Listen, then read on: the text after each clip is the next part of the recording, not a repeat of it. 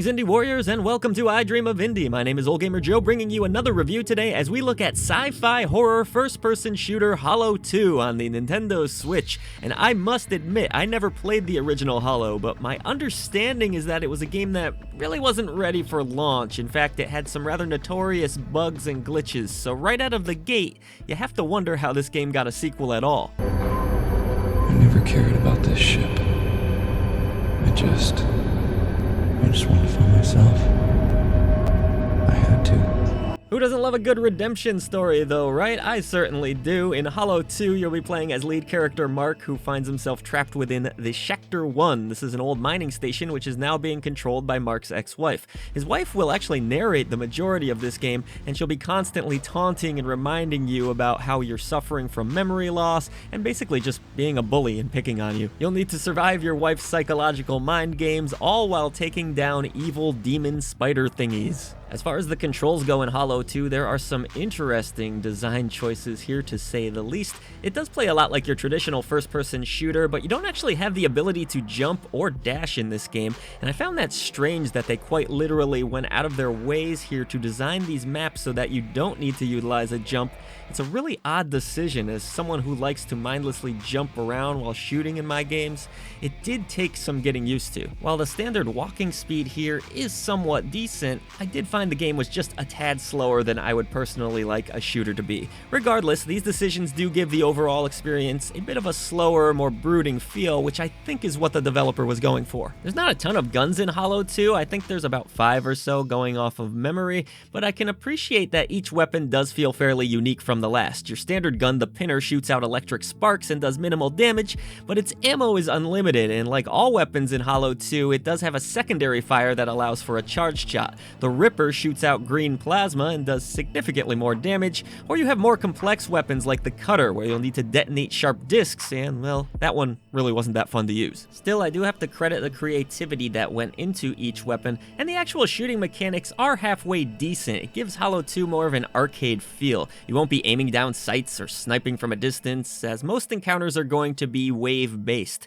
They involve you simply blasting away, clearing out the 5 or 6 different enemy types, not that many in this game, and you'll simply cycle through those different weapons using the arrow buttons. There's a decent bit of fun to be had with the overall combat system. It is simplistic, there's not a lot of strategy in this one, and there's no real screen-filling grenades or anything like that, but overall, it gets the job done for the most part. Other controls here include the ability to crouch, which I rarely had to utilize. You have a quick spin that's completely disorienting, and a melee kick attack, which feels equally useless. You do have a flashlight, though the game didn't really feel all that dark to me, and there are also a few different items that you can use. The game refers to these as syringes. These include a temporary speed booster, medkits to heal with, and another which slows down time. Outside of the medkits, though, I found none of them particularly useful, and it can also be a bit of a pain to cycle through these items with the down arrow while trying to deal with the different enemy encounters. Another odd design choice was the fact that you don't actually pick up ammo kits or any items in Hollow 2 throughout the maps themselves. Instead, you'll hit checkpoints of sorts where you can access a vending machine. Here you're able to spend the currency you've earned to restock your supplies, but this can ultimately lead to many instances of running out of ammo for your favorite guns, which does mean you'll need to utilize the majority of your weapons. I don't have a problem with that, except for the fact that not all of those weapons are fun. So really, there's no exploration to be had here. There's no real secrets that I discovered anyways, and that makes Hollow 2 a pretty straightforward linear experience. If you do lose your way in the Shakhter-One, which will happen from time to time, there is a handy built-in navigation system that reminded me a lot of the Dead Space games. It will point you in the right direction, so there's no map or anything like that, but it works pretty well, though a few times it did lead me in the wrong direction or to a dead end. Hollow 2 is not a challenging game at all on the normal difficulty setting, until of course a cheap final boss had me wanting to snap my Switch in half. Multiple times the fight would just begin and I was instantly grabbed by the boss and one-shotted. I literally could not even begin to move to initiate the battle, and this happened so many times that I eventually had to move on with my life and I couldn't complete the very last section of the game. Even weirder, an earlier spider boss froze entirely in place and I simply had to pump bullets into the brainless fool until it was defeated. expected. A few other glitches did surface here or there, but nothing quite as game-breaking as that final boss encounter, and a lot of these encounters in general are pretty uninspired and or broken. I guess I shouldn't say a lot though, because there really weren't all that many bosses. When they did appear, however, they weren't fun at all. Let me tell you, there is nothing more frustrating to a reviewer, and I imagine a player too, than working your way to the end of a title only to encounter an annoying last boss that you can't defeat. But anyways, to break up some of the action, Hollow 2 does feature one main type of puzzle, really not any variety here, where you simply rotate a grid until it locks into place. These puzzles present no challenge at all, and they do nothing to help the pacing of the game. Really? Survivors? You don't listen to me, do you? It's just you and me inside your head.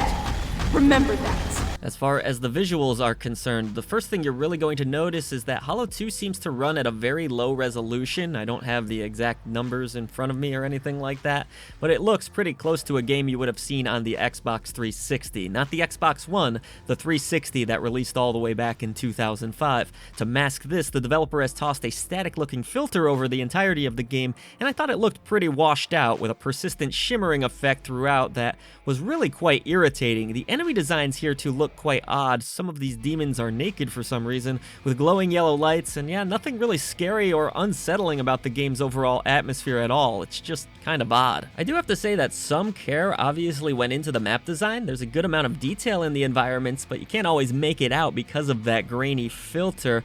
It does start to feel the same after you spend about 4 or 5 hours in these environments though, so overall, the game just looks too washed out to appreciate any of the visual effects or the finer details. I did try out the handheld mode, and that definitely wasn't for me. That constant shimmering was even more obvious, and then you're playing on a smaller screen using the Joy-Cons, and that just didn't go all that well for me.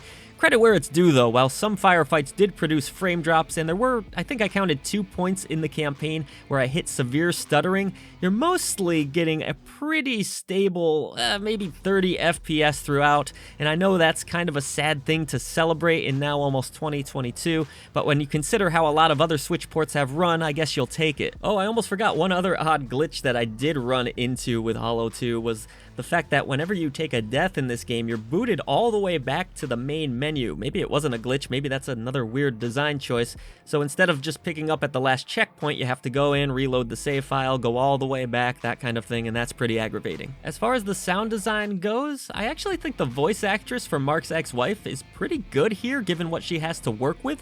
She truly does own each line and delivers them with a good degree of confidence. The whole "I'm an evil voice running a series of trials that you have to survive" thing has been done before, but it's a solid performance regardless. The sound effects here don't really stand out to me too much, and the dubstep soundtrack that creeps in during many enemy encounters wasn't really my cup of tea, but if you're a fan of that style of music, you may appreciate it a bit more than I did. The enemy death screams though, they felt pretty flat. There are a few environmental sounds like the sparks and the crackling that sound pretty decent, so a bit of a mixed bag in the sound department. I guess a lot of it's going to depend on your love for dubstep.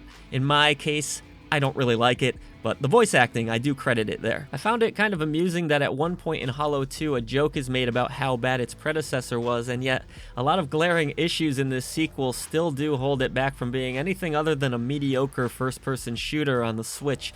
While it may be an improvement over the first game, the washed-out graphics, the strange game design decisions, and for me, annoying dubstep soundtrack do hold it back from being truly entertaining. There are some fun ideas here, and there's some decent weapon design. It is a competent game at times outside of those broken bosses, and I can honestly say I wasn't entirely miserable up till the very end, but it's a budget FPS through and through, and it seems like the developers were okay with that. It's just a shame that with some refinements around the edges, Hollow 2 could have felt less hollow.